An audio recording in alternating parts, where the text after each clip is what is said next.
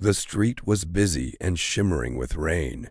The smell of freshly baked bread and spices from a small food stand mixed with the cool evening air, while the last drop softly tapped against Jude's coat.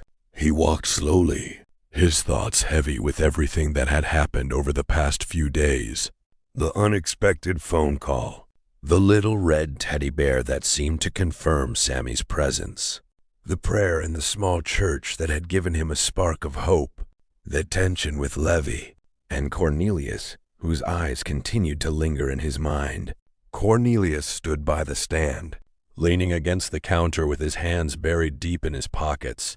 When he saw Jude, a faint smile appeared on his face, but his eyes remained serious, filled with exhaustion and something Jude could not fully place.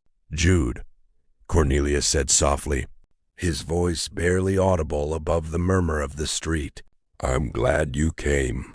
Jude stopped and studied him carefully. "Cornelius, are you all right?" he asked gently, feeling the cold dampness seeping through his shoes. Cornelius let out a deep sigh and slowly shrugged. "Not really," he admitted honestly, "but something has become clear to me, something I never truly understood before, about that story you told, about the prodigal son." Jude looked at him attentively without speaking.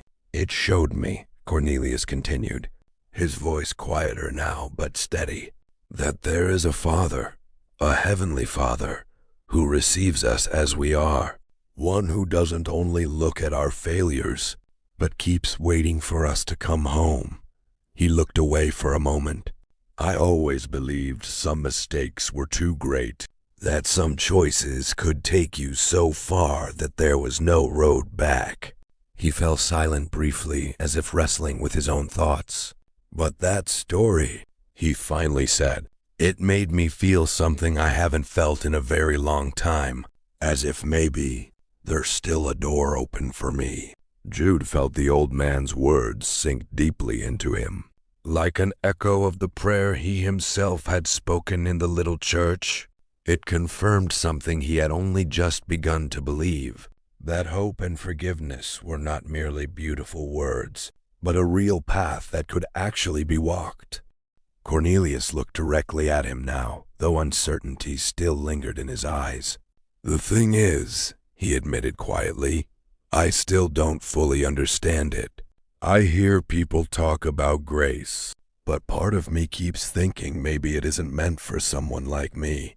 A silence settled between them, only the soft clinking of dishes from the food stand and the sound of cars moving along the wet street filled the air.